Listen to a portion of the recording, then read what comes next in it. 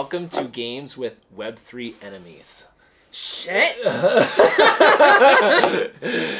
This is... Hi, I'm Lacey. Hi, I'm Brad. Obviously, you know us from Metaintro. You've endured us all our videos all day, but now you're finally going to get us see, obviously, a cutthroat version of Jenga. Yes. I think we settled on that. Yep. And as we're doing this, and I have to say, throughout the day, it was hard. I think we had an advantage because maybe we had the questions and the other people were on the spot. Totally. And so, yeah, you could see a couple times, like, they would just be like, game over. So it was kind of fun because we got to win. Yeah. But now it'll be different. But we have an exciting announcement to make, which I don't know. Have we announced this to our community yet? Here and there. It's also in the events tab. If you're actively in the community and you're always looking at the events tab, you'd see it feels like almost every day there's like a new event that's being added. But to put it on camera and to be able to talk about it is like a whole nother thing. So, big news, we will be hosting a few official job fairs, Web3 job fairs, in the next 60 days or so. IRL. Yep. So we'll link everything down below in the description, but we will be at IWB in Washington, D.C. at the end of March, Fest in Atlanta at the end of March, Miami NFT Week at the very beginning of April, Scalefest in the middle of April, and Bitcoin 2023 in May. Yeah, and I would say one of the things that, I mean, Lacey and I talk about this every single day. Our goal is obviously to reduce the time to hire, but what goes right alongside that, we want to help people get jobs in Web3 right now.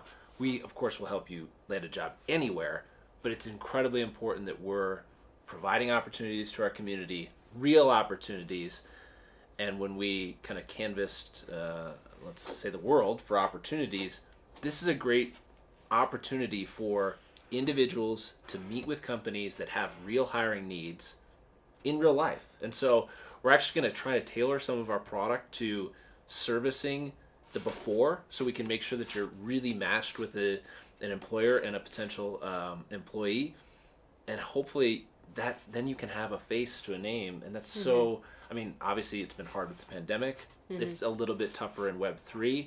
And so facilitating some of those interactions, I think, is going to be really cool. Are you ready for the opportunity to get your ass kicked? Let's go. All right. I think also, do we want to put stakes on this or no? We didn't put stakes on this all day. We didn't put stakes on it all day, but are we going to be any less competitive? No. No. All right. But I do think, because we will be doing these videos going forward, and as you'll see on this playlist, we're talking to cool people that are building cool things at these conferences. What I'd like to do is, up here in the corner, you will now see a game tally that says Lacey and Brad, which will now be forever following us at all of these conferences. We're going to have to put it on chain so it's official. We're playing the real way this time. Oh, yeah. I did play the fake way. Oh, my gosh. So the first event that's coming up, the International Women in Blockchain Conference at the end of March, we will be doing a few things there. So first, we'll have our own separate section filled with employers. I believe we'll have Chainalysis, Fidelity, Consensus, I think, is going to be there. There's going to be a ton of great employers that are actively hiring.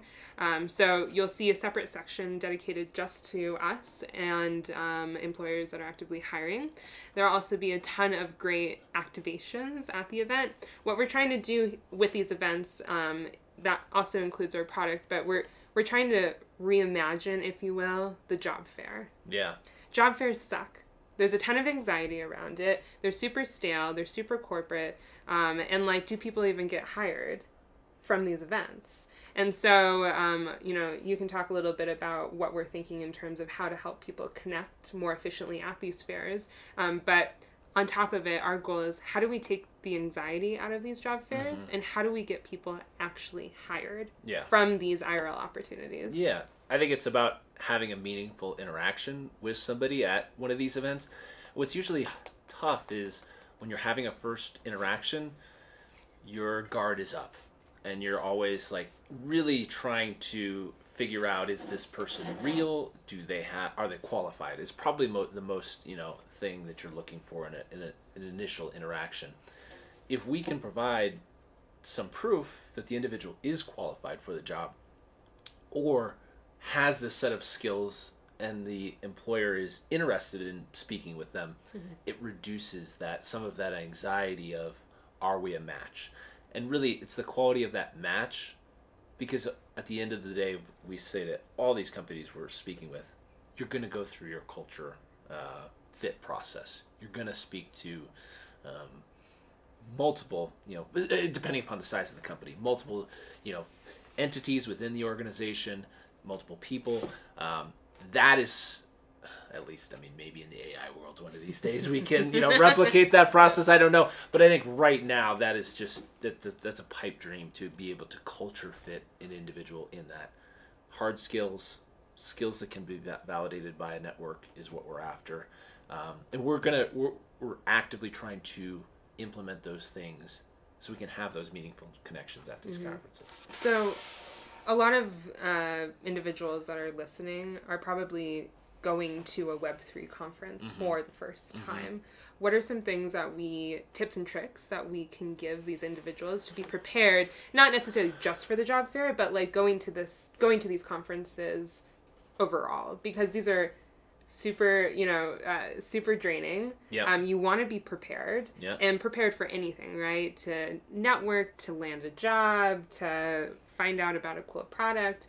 There's so many components that go into it. So somebody that's going to a job or a Web3 conference for the first time, what do we tell them? Yeah, you and Alex talk a lot about resume workshop and helping people, and there's no better time than then to review what your storefront looks like. For Lacey, for Brad, whomever, if somebody's going and Googling you and they're maybe not even going through the path that you're typically going to give them, what are they going to find? How are your socials looking? How is your personal website looking? If they're finding, an actual PDF resume on your personal, how does that look? These things are pieces that might make or break that first interaction with you. And so having those reviewed is kind of, it's a constant battle to be going back to those. So I would start there. The second thing that I've noticed, and there's different things, we here at ETH Denver have our badges that have, what is it? We hello. We look. And, that's supposed to be your connection, if you will. Everyone this week, to be frank, they've all said, give me your Telegram, give me your Twitter or whatnot. So make sure you have those active, available. Maybe even think, do you have a easy spelling username? Do you have your QR code available? These things matter. I can't tell you how many times today we even had some people come in that it's just like, I couldn't find it. And it's, think of now you're in a conference hall, you're going through. So having those, things, this is a common thing when you're building a business coming up with, we laughed about that last night, how we came up with Metaintro, having an easy to spell name, something that people understand, something that is, memorable. Yes.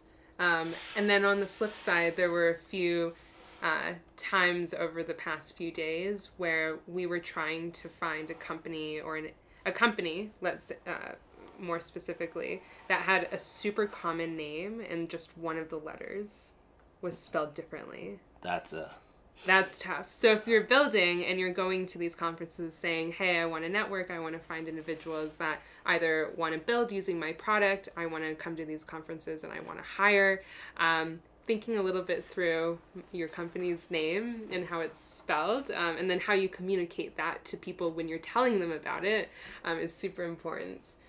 Absolutely. Yeah. And I think, as you're prepping, for these conferences, you're going to be in trouble here. No, I'm going to put you in trouble. This is going to be silent the last few.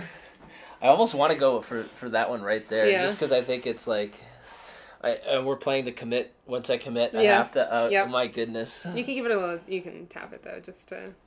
No, that's cheating. Yeah, I don't know. We want to go there. I think I'm gonna go up top and cheat a little bit. I'm not gonna get that one. No way. There's no way. No, you. I have to play by the rules. But I mean, I'm just touching that one. That's allowed, right? Yeah. Even if I'm shaking it. My goodness, this is intense. This may be the best game of Jenga you'll play all day. It probably will be, but I think I've. Yeah, you messed up already. You've lost. I think I've lost. Yeah, unless. Oh no, I'm. No, you're done. Good. This will be interesting if I pull this off. I mean, this is ridiculous now at this point. Oh, look at that one. Oh my god. I have to swing it back. Hey, at least this is suspenseful for people watching. There's no way. Oh my god. Ah! At least we got a good fall. Oh my god. We can play Connect for it though. We can.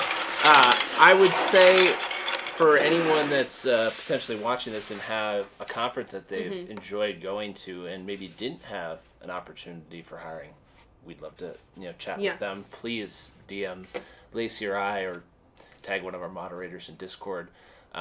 We do think it's going to be an integral part of connecting people in real IRL for these types of jobs. So you mentioned the other piece of what can people do to prep for these. We had Brian Schuster on earlier that was talking about a target list. I think that's the same that kind of exists for us, is come up with a target list. And I will say myself, that's potentially, I'll say that's my first one. Yeah. Is it? Myself, that's done this, had this experience before. You almost sometimes want to put companies and individuals on your list that might be fringe. You're still interested. Don't meet with anybody, obviously, that you're not interested. But maybe that you're unsure about, because sometimes when you have those, you can go with an open mind and really learn, and it might surprise you. Yep. There's been a couple of those jobs, and so that's where coming up with your list ahead of time and even being proactive beforehand. We're going to obviously try to provide a couple tools for individuals to connect with companies ahead of time. That's obviously important. But there's no rules. Yep. You can DM. You can reach out. Yep. And especially if somebody's hiring for a role, they're usually not going to find that as taboo or a bad practice. Yeah. They'll be happy to connect with you. Yeah, and that DM can be as simple as, hey, I saw you're going to be at ETH Denver as well. I'd love to meet up and learn more about your open roles. And if it's a good Web3 recruiter, they'll say, yes, absolutely. Let's meet for a quick coffee. Let's go on a quick walk together so we can chat about that. Are you cheating? Yeah, I am. On camera? Yes.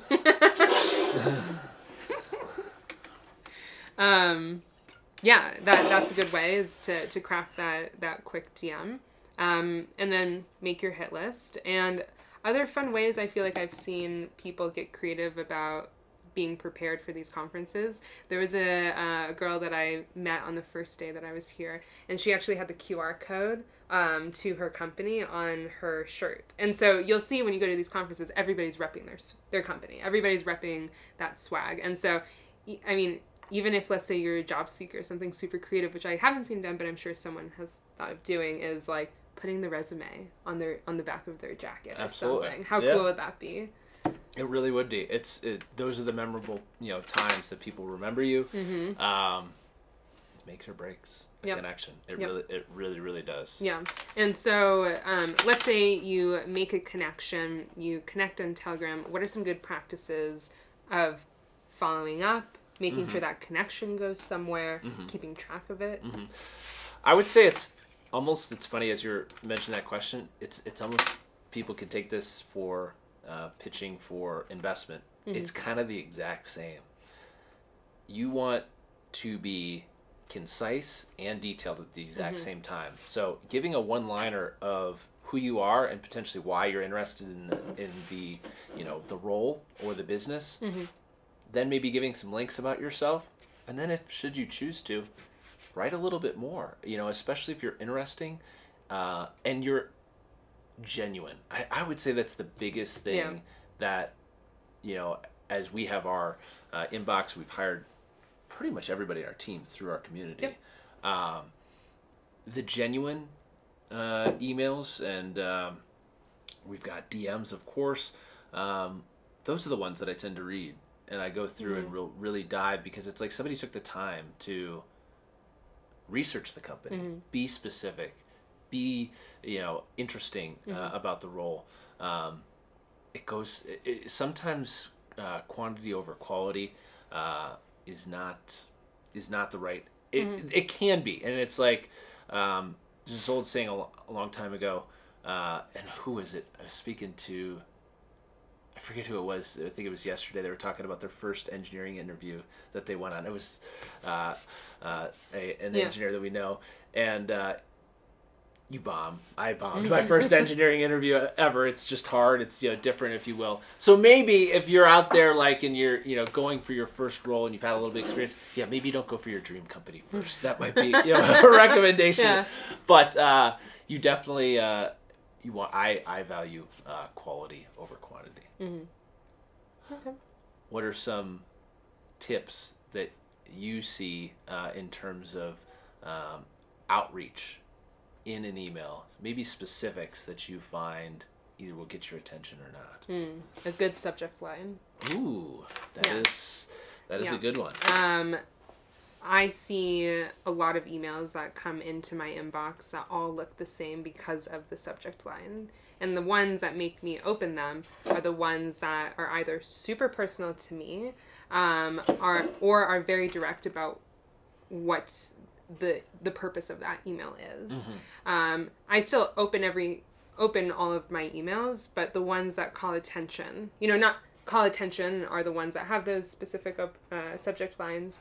But not everybody opens up all of their emails. So good subject lines, well-written emails that are spell checked. I mean, there's so many tools today that will just spell check an email, and I will tell you, it's mind-blowing.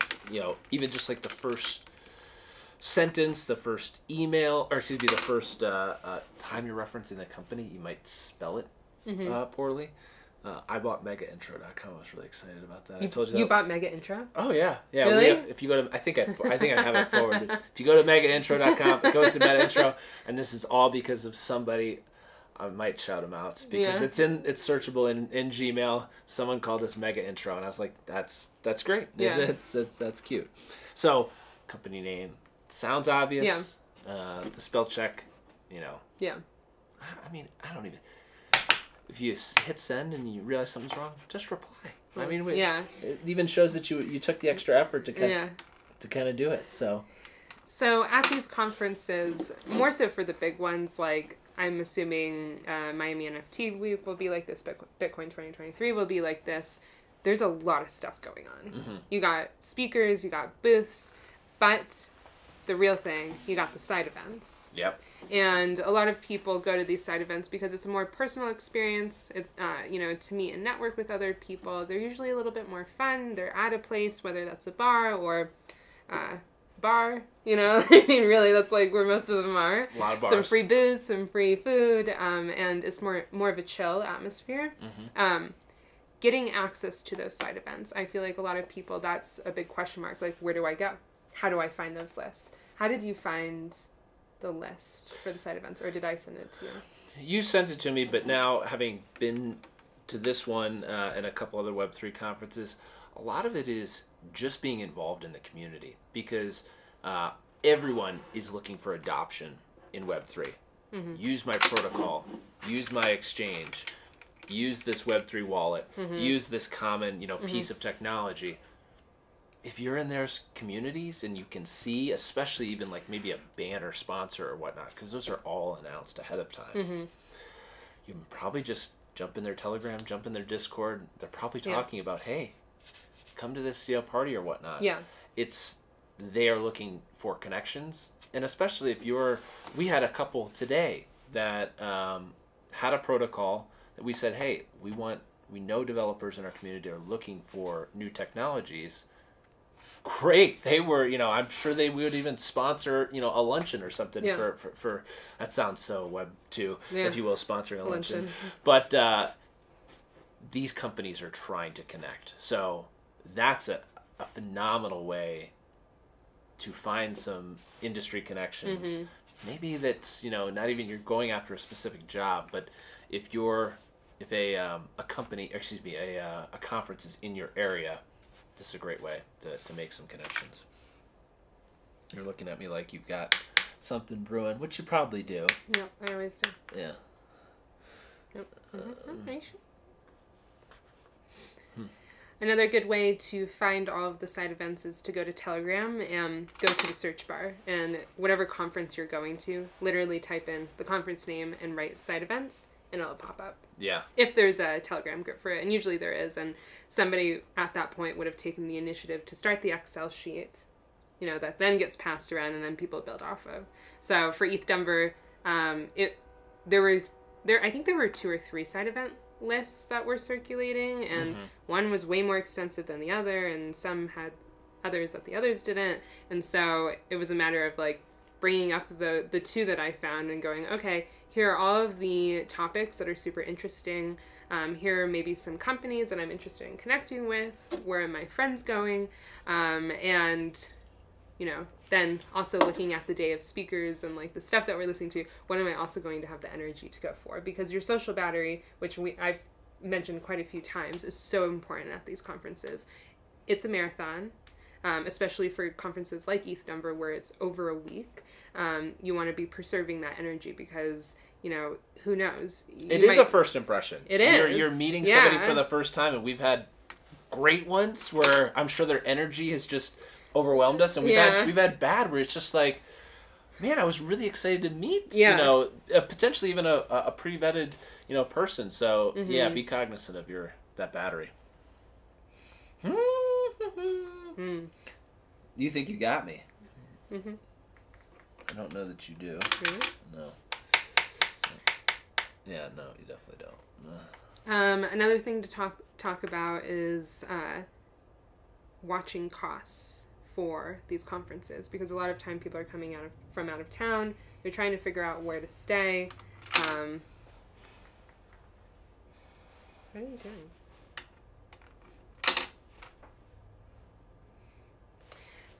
If you are able to get into these Telegram groups, I saw a lot of people for ETH Denver trying to find roomies for their hotels. People trying to coordinate Uber rides from the airport to the conference. And not for all events, but for this event, there were companies that were sponsoring buses to go from the airport here. How great is that? Yeah, there is a lot of great resources, just because, again, this is an emerging industry, if you will, that there's a ton of, free shit for people to, take advantage of. This is all over the place. I feel like you're on defense. I do feel like I'm on defense. I don't have a ton of outs. And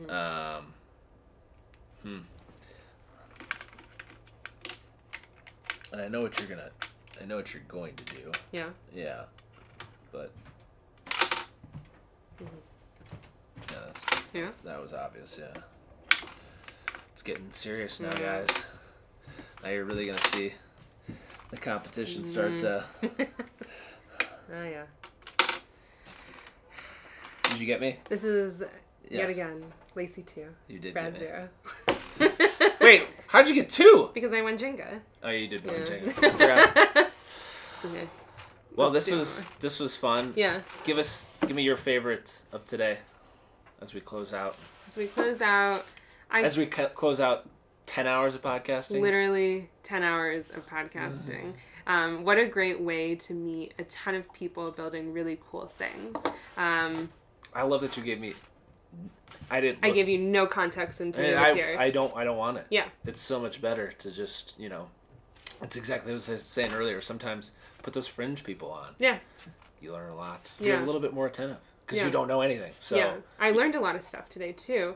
Something that we talked about at this conference over the past few days, because the first half was the build-a-thon, and now we're going into the actual conference itself. There's a lot of stuff that, like, as someone who's non-technical, I literally have no idea what they're talking about. I want to know. Yeah. And that's why I'm here, because I want to learn. And so, like, having these one-on-one conversations with these individuals that are, I didn't know what liquid staking was. Yeah. Well, I didn't either, and I'm technical.